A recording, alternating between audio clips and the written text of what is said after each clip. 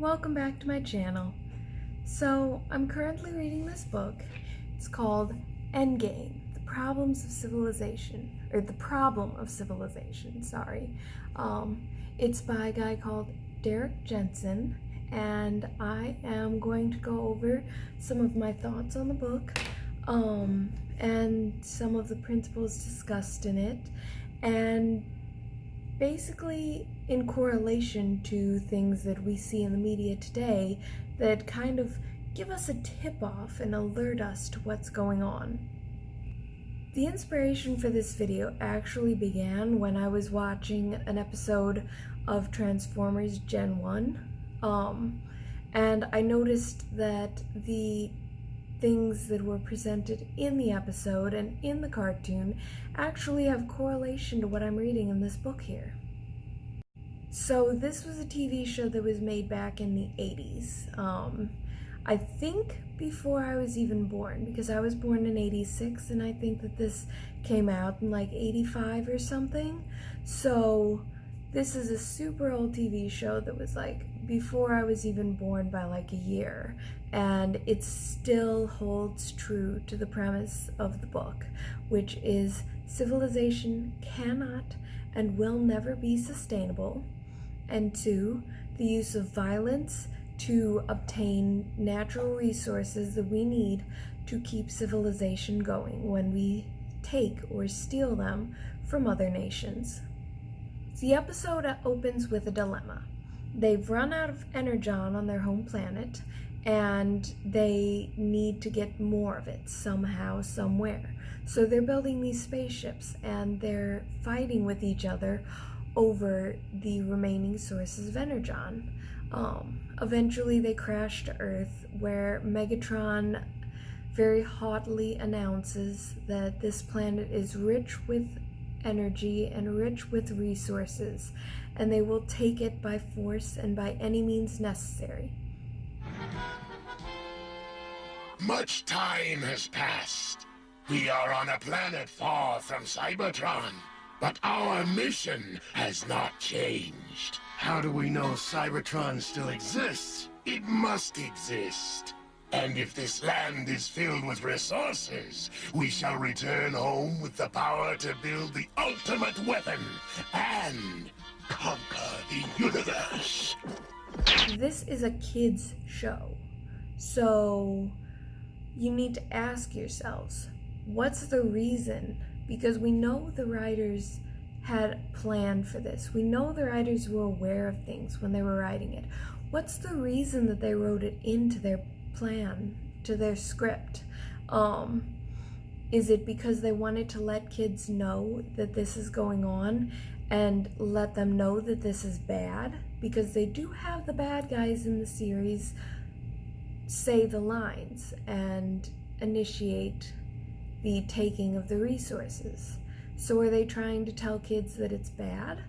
Or are they trying to brainwash kids into thinking that this is a totally acceptable thing that everybody does, and sort of desensitize them to what's going on in the world today? I think it's a little bit of both.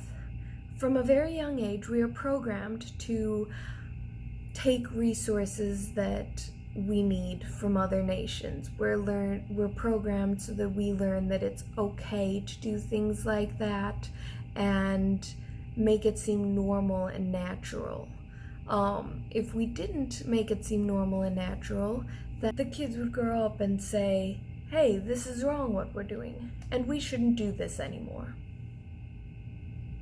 But because we are so programmed into society and into civilization, we grow up and think that it's perfectly natural to regulate everything and to steal from other countries. We think that it's perfectly natural to go off and bomb Iraq because they have the oil that we need.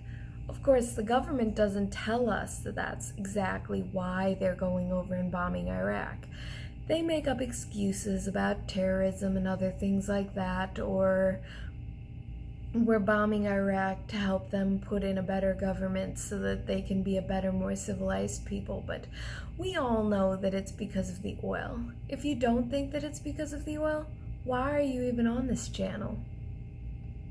However, However, I do think that because they made the villains act this way, that they were trying to subliminally, on some level, let kids know, hey, this is wrong, because this is what bad guys do. But they also had the Autobots wanting to take the resources. They just didn't say that they were going to do it by force. They said that they were going to do it nicely. But let's delve a little further into the problem. We are accustomed to our way of life. We are accustomed to living in civilization. We are accustomed to the point that we can't even imagine living without it. We can't imagine not being able to go to the fridge and get a glass of milk, or go to the supermarket and pick up a can of green beans. We can't imagine not going to McDonald's and getting a burger for a meal instead of hunting our own steak in the forest.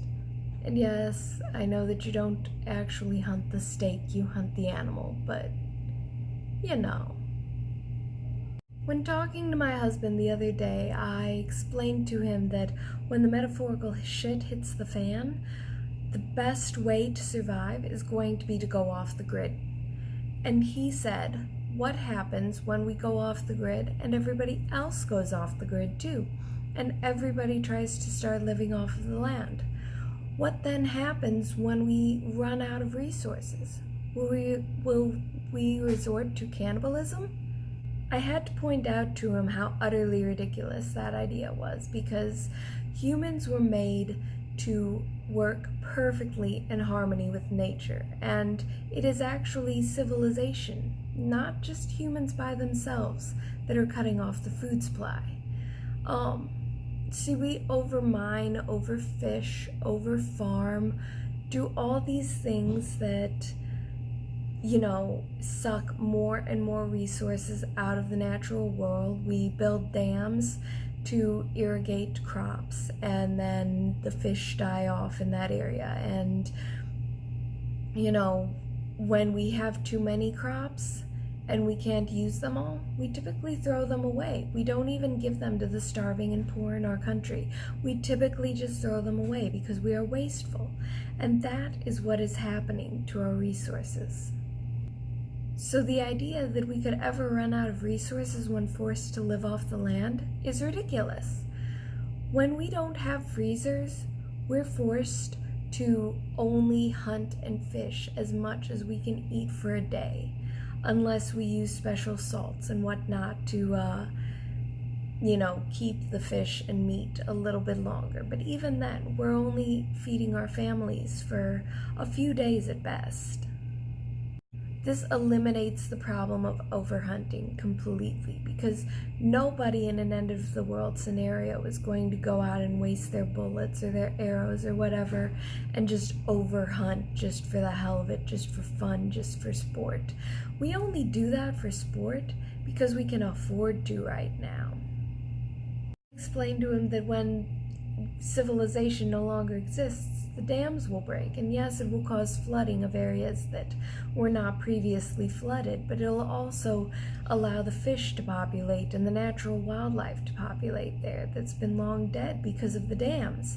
So everything will start cycling again, everything will go back into living in harmony again.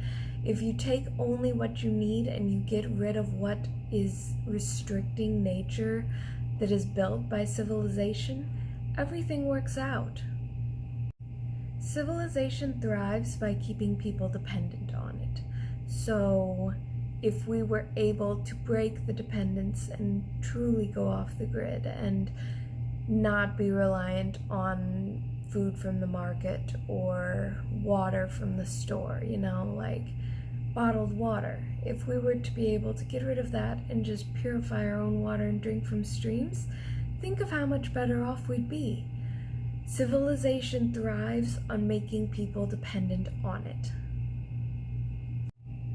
Basically, the way that it works is there was animals and there was man, and everything created was working in perfect harmony with one another until man got the wise idea that he wanted to start building and creating. And when he decided to start building and creating, he decided that he needed to take from other nations because he noticed that his own resources were running low because he was just taking and taking and taking.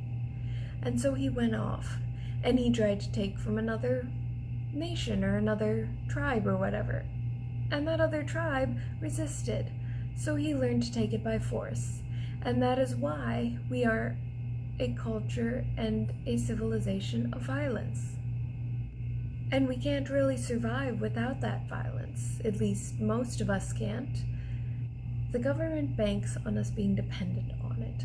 So if we were to survive on our own without the government regulated fish and meat and poultry and water and all that stuff, then the government would have no power over us. And that's a scary concept.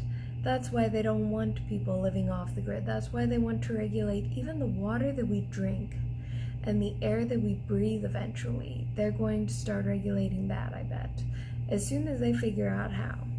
They already find a way to regulate what we breathe by putting chemicals in the air, and they already regulate what we eat by putting chemicals and pesticides and GMOs in the food that we eat.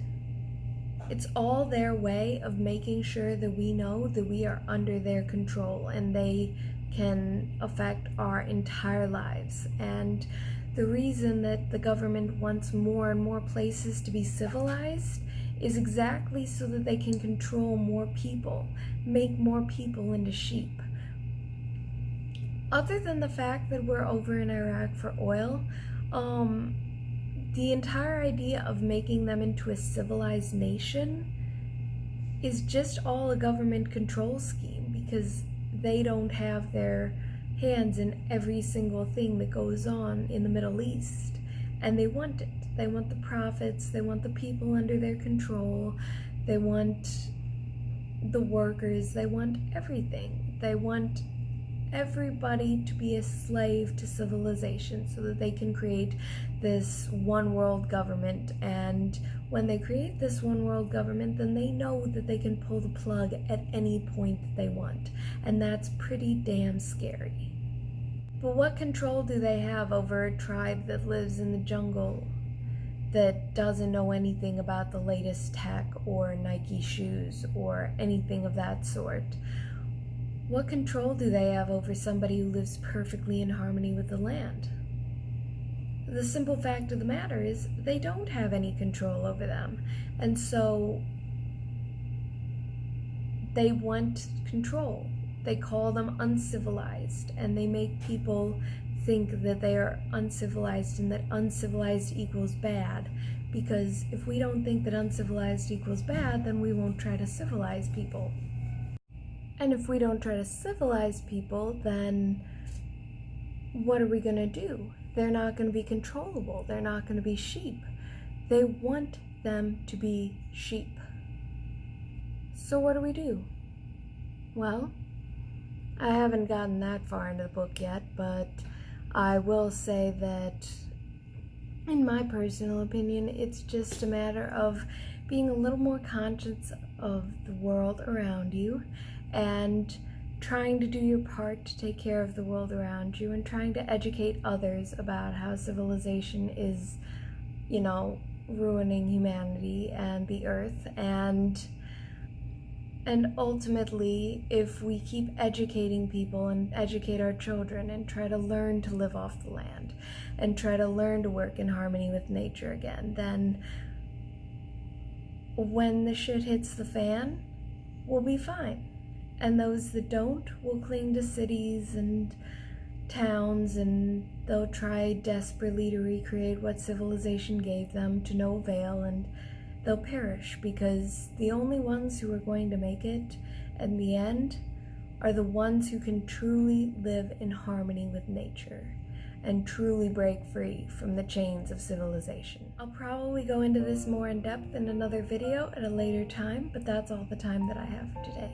So make sure you like and subscribe for more content. to see if I come up with more ideas for this, even.